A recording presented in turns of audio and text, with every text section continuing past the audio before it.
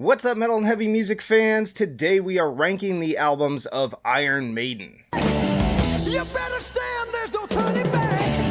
The newest times, the times begins. Alright, so I know I really should have done this when Senjutsu came out because it was basically free views to all my boys out there. But I was being stubborn and I wasn't really in the mood. But now I think I'm ready. But I'm going to tell you, all you who requested this, you might regret it. But let's go into it with Iron Maiden in 1980 with Paul Di'Anno on vocals, of course. I say this album is much more kind of just like rock and roll as opposed to straight up metal at this point. Very much sounds like it's influenced by like The Who, Boston, Thin Lizzy, things like that. And then less memorable songwriting than those bands, though. So I know already from the top that might be sacrilege to say that, but I find this album to be a little bit dull as a big fan of classic rock. Like, it just feels like that, but not as good. And I've been listening to this album for a pretty long time at this point. It's one of the ones that I'm most familiar with, but I don't really like the opener, Remember Tomorrow, or Strange Worlds. I will say that Phantom of the Opera has great riffs, and as far as their discography goes, this is still a solid one. It's just not the best by any stretch. I'm going to put it at B tier. I know I was a little bit negative with it, but it's still a solid album. I'm just putting it out there that I don't think it's that great. But I already predict there are some furious keyboard warriors in the comments already just from that. But just wait. Just wait. We're going to keep going. Killers, 1981. Now, that songwriting is definitely matured on this album with some real classics. I feel like we're moving more into the metal territory. It's still more of a rock album, but it's kind of a balance of the two styles. Wrathchild is really fun, awesome bass hook on that one, and same goes for the title track. You got Murder in the Rue Morgue. Purgatory has those fantastic hammer-on and pull-off riffs heading in the direction of their signature sound, kind of like a primer to the Trooper. Much more technical performance here too, like on Genghis Tron, which, by the way, if you listen to around the middle section, basically has the Last Resort buried in it.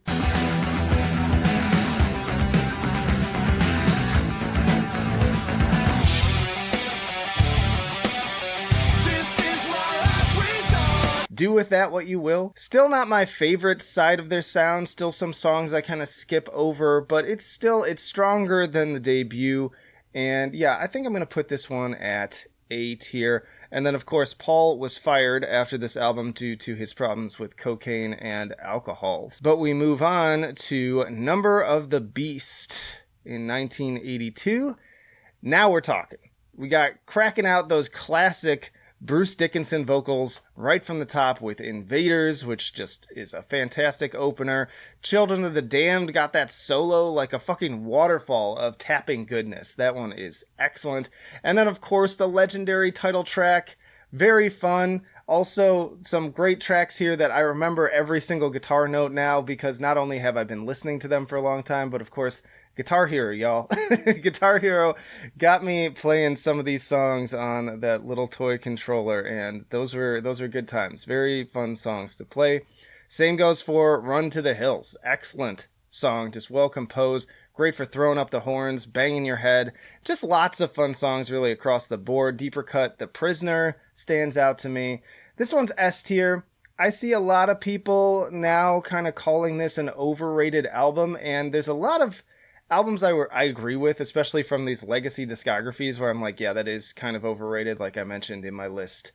Rain and Blood from Slayer, even though I love that album. But I don't know, y'all. I don't think it's overrated because I do think it's one of their best albums. I hear some people saying Killers is better, and I don't agree. But as always, this is just my opinion, and I never treat these like some master, objective ranking of the albums because, frankly, that doesn't exist. Let's move on to Peace of Mind in 1983. Now, this one feels like a bit of a step back to me. I feel like the songs are less catchy. There's lots of slower stuff too, which maybe you like, but I'm just not as into that. I'm much more Number of the Beast, Run to the Hills kind of guy. But it does have my namesake song, Flight of Icarus, for which, by the way, this record is not where I came up with that name. I was just a mythology geek, and yeah, that's where they got it from. That's where I got it from. So great minds think alike. And then, of course, you have my personal all-time favorite Maiden song, The Trooper, which I mentioned before. Absolutely Love that track. Amazing riffs. So much fun. Just an iconic song with iconic riffs. I even love the Coheed and Cambria cover of that song too. If you haven't heard it and you like Coheed, you should check it out because they did a great job with it. But I'd say the rest of the album is a little bit forgettable, in my opinion. Nothing bad. Definitely enjoyable listen from start to finish. Still in the upper end of their discography, but to me it's kind of got like these two legendary songs, and to me that's just not enough to make for a truly great album. So if we're talking about overrated albums, I would probably say this one, because it's one of those where people are like, oh yeah, it's got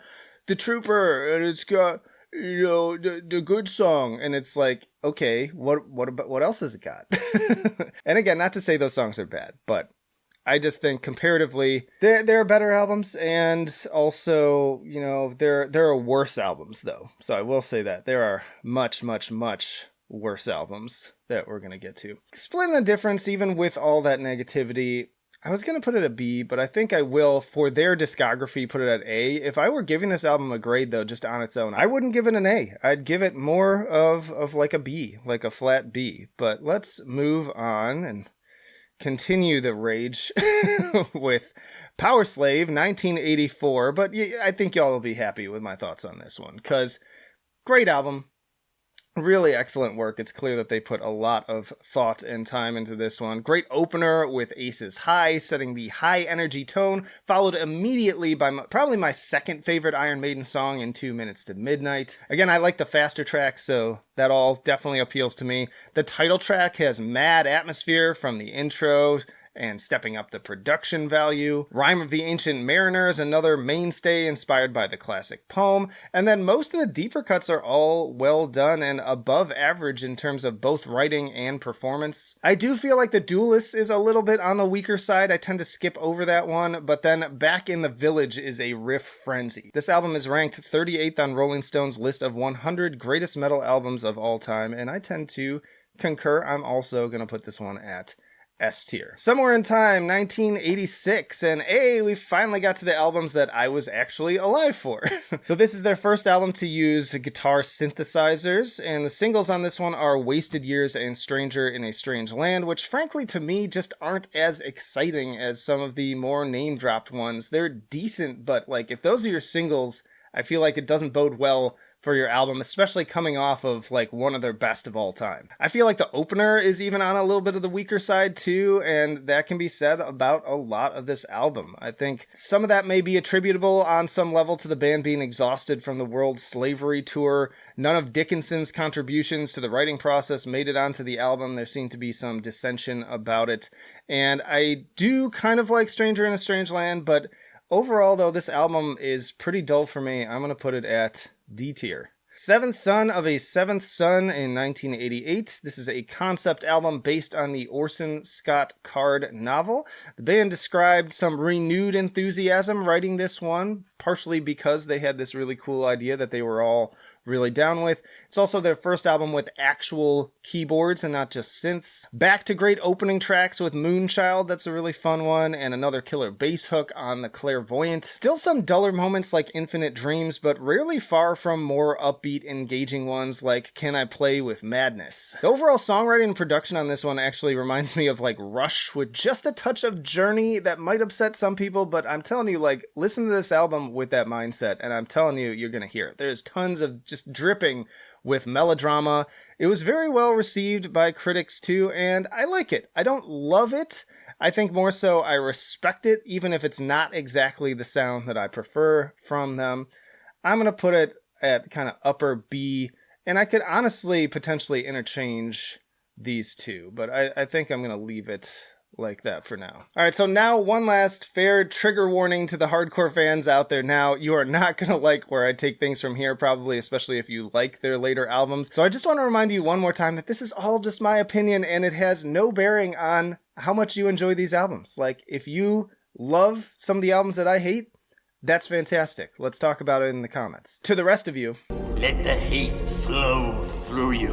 All right, No Prayer for the Dying, 1990. Always moving into the 90s with some of these bands can be some pretty rough territory, and it is no different with Iron Maiden. So this is the first album with Janet Gears on guitar over Adrian having left due to not liking the direction that the album was taking, and I think it was a wise decision on his part, because this album ain't really that good. In ways, it's more stripped back and kind of aligned with their earlier material, and it did chart because, of course, an Iron Maiden album charts. Like, they could, take a shit on Billboard and it would chart. Let's just be real about that. But it did have mixed to negative reviews. Even Bruce said it was a, and I quote, shit album in retrospect. Just a lame duck of a record. They barely play any of the songs live. That tells you something. I guess Hooks in You has cowbell, so that's fun, and they didn't go butt rock at least, so there's that, but I'm still gonna put this bad boy at F. Fear the Dark, 1992, so up and down in quality, we continue to go on this little roller coaster ride. I do love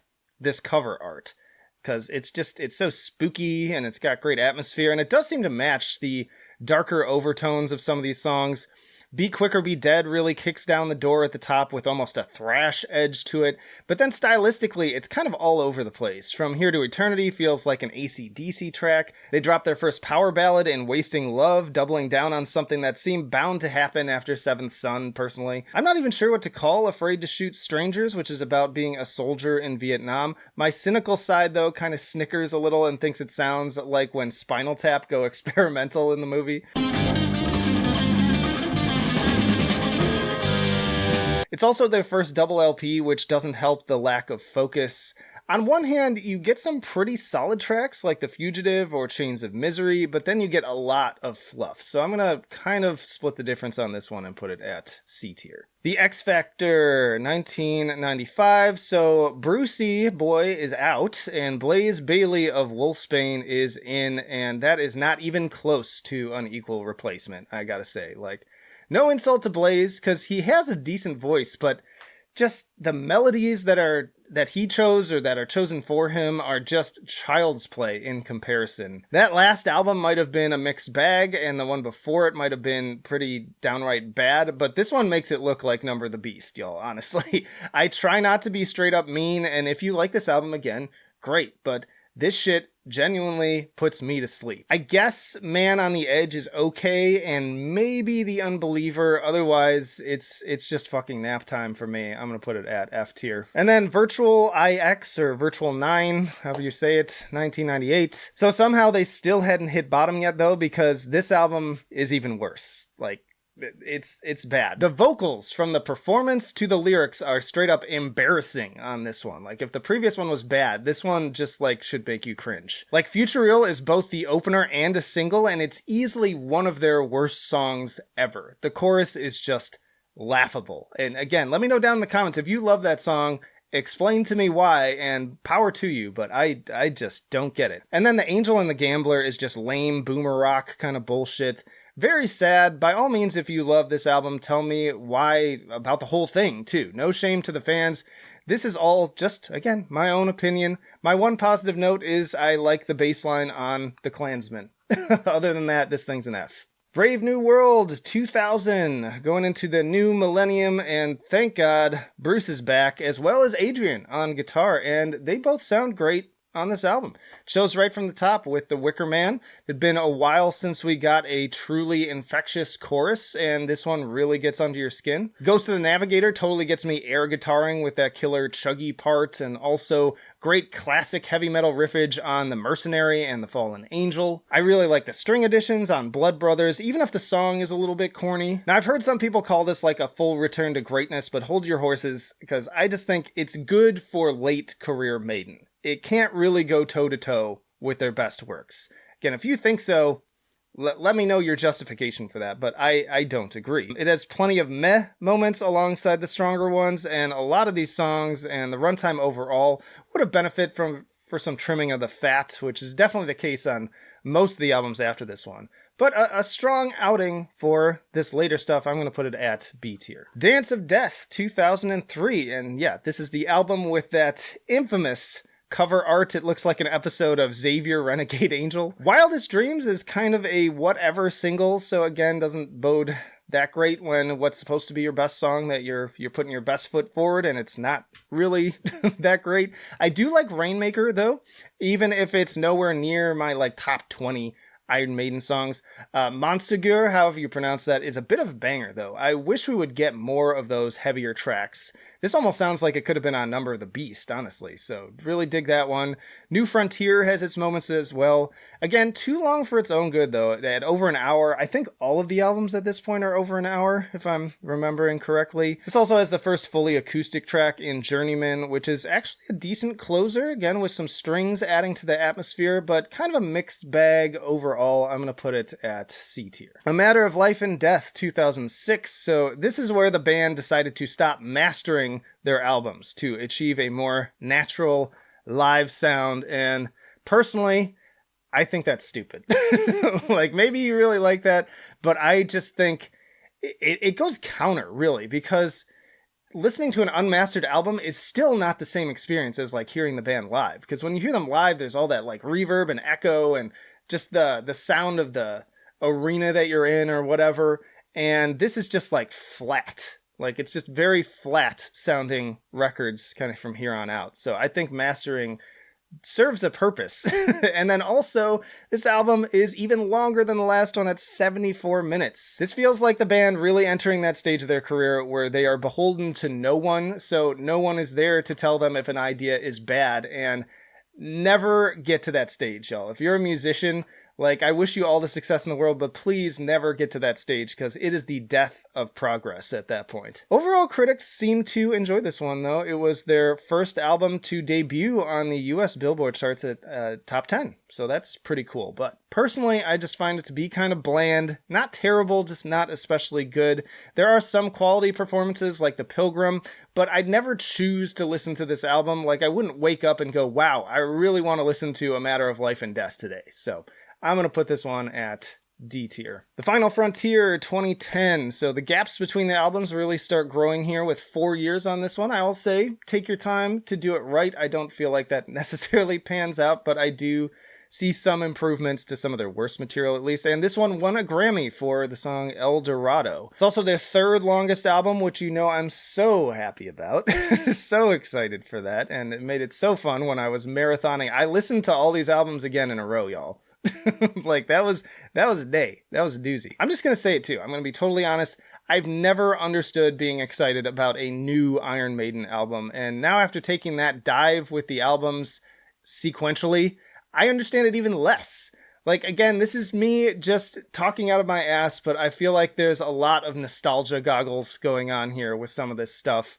I'd encourage some of you too who are getting upset to go back and re-listen to some of these albums back to back, because maybe it's been a little while and in your head it's still this great thing, but sometimes we go back and we listen to an album and we realize, oh, maybe I was just like really excited at the time and now that's kind of worn off. Also, that tells you something too. If it's been a while since you re-listened to it, like, and you loved this album, like, to me, if you love an album, you're still listening to it on a pretty regular basis. But anyways, you know, once more, nothing to really hate, nothing I really find like offensive here, but it's still hard for me to imagine a person who would rather listen to this than Number of the Beast or Powerslave. Again, if you are that person, by all means, help me understand in the comments. As far as things I like on this one, Coming Home has a really cool opening riff, Alchemist has some good energy to it, and The Talisman has a really good dynamic range to it. So cool track there. But even Bruce's voice is starting to falter on this one. I'm going to also put it at D tier. The Book of Souls, 2015. So this is their longest album at a whopping 92 minutes. Please send help. I'm sure I'll get the comment of, sounds like you just don't like Iron Maiden, dude. And you know what? After doing this, maybe I don't. Maybe I don't. But after years of hearing people say how good some of these later albums are, I just don't understand, and that's fine. But I'll tell you, I'm walking away from this with the conclusion of, and someone else said this in our Discord the other day, that Iron Maiden may be one of the most overrated bands of all time. And again, that's not to say that they're bad, but I just feel like at this point, they have more mediocre albums than truly great ones. And respect paid to their importance to the genre and heavy metal in general, absolutely, 100%, especially with those landmark albums. But as far as like thinking they're one of the greatest bands of all time, I don't agree. But yeah, the Book of Souls, the reason I'm thinking about those thoughts right now is I've had years of people telling me that like this is one of the this is one of the good ones. This is one of the best like comeback albums. And again though, the singles even just do pretty much nothing for me. And then there are tracks like The Red and Black that has one of the worst vocal performances of Bruce's career easily.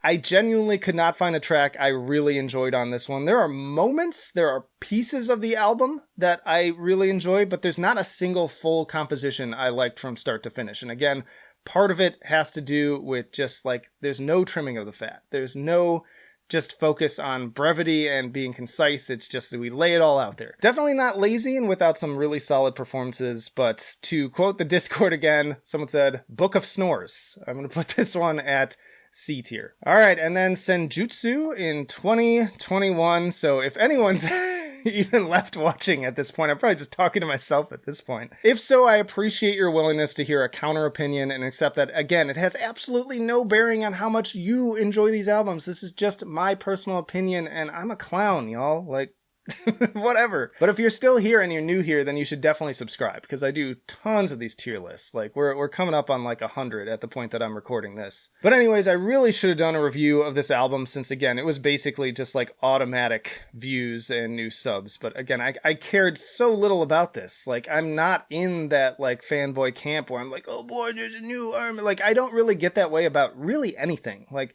there's certain things I get more excited about, but I always go into every album with the thought that, like, this could be garbage. and to me, that works better, because then I'm usually either pleasantly surprised or I'm correct. And either way, it pans out. I'm rarely disappointed then. So I checked out the singles going into this album when it was, you know, in the lead up, and that didn't really help my opinion of it either. I wanted to give it a chance, but Stratego in particular is fucking lame. Like, that song sucks. It just sounds like garbage again, especially without the mastering. But I will say, listening to that full album, there were some songs I appreciated. The title track has some really great atmosphere. I like the kind of dusty western hook of The Writing on the Wall.